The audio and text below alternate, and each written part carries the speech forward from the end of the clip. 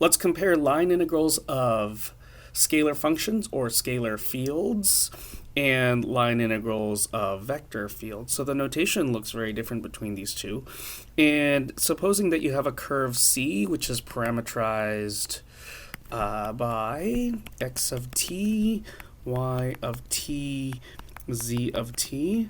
I won't actually list specific functions of t, but if you have parameterization and say t goes between a and b, then this converts into a standard integral t values from a to b of f of x of t, y of t, z of t, and then this ds right here turns into square root dx dt squared plus dy dt squared plus dz dt squared.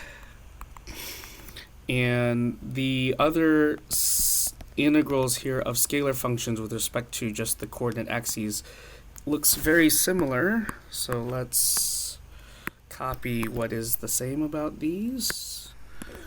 The difference is that dx turns into dx dt, so you should compute the derivative of this dx dt. I guess you already would have right there anyway, and then just put a dt out there for the integral, and then here a dy dt, a dt, and then here a dz over dt, compute the derivative of z with respect to t, dt. And that's different, just more than anything else, just from the onset of notation, this is different because here you're integrating a vector field, and you still have a curve C listed right here, which will be parameterized, though in this case we like to list the parameterization using a vector function, but this is really not doing anything different. The whole point of doing it this way is because we're going to write out r prime of t, which is just differentiating each component of the vector function.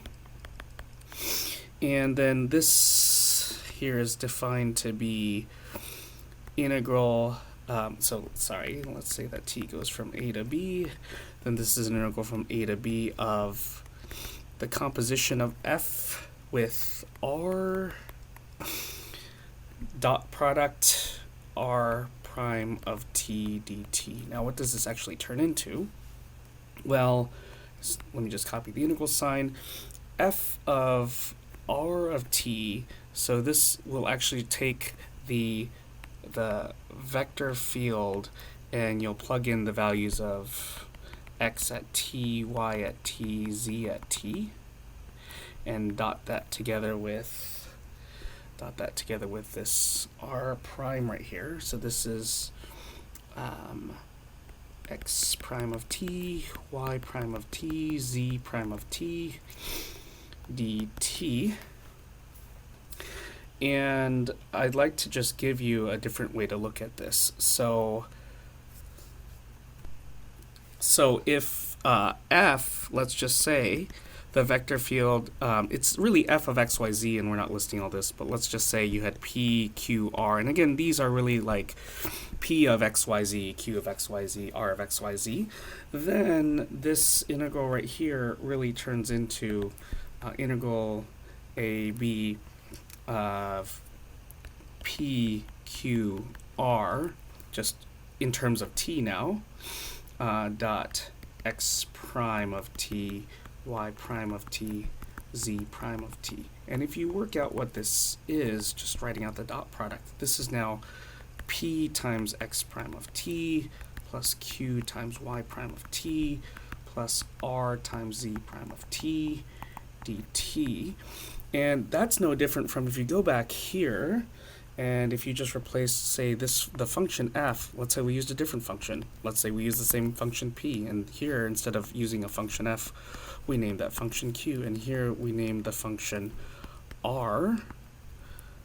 Then actually what you see listed right here is the sum of these integrals right here. So the usual way to list the integral over c of a certain scalar function p dx plus a certain scalar function q with respect to y plus line integral over the same c of a scalar function r dz, the usual compact notation for this is integral sine curve c p dx plus q dy plus r dz. But the whole point is that this integral, and therefore this sum of integrals, and therefore the sum of these integrals, and if you notice, it's really this. These are actually all the same. So this is the connection between line integrals of vector fields and line integrals of scalar functions with respect to the coordinate axes.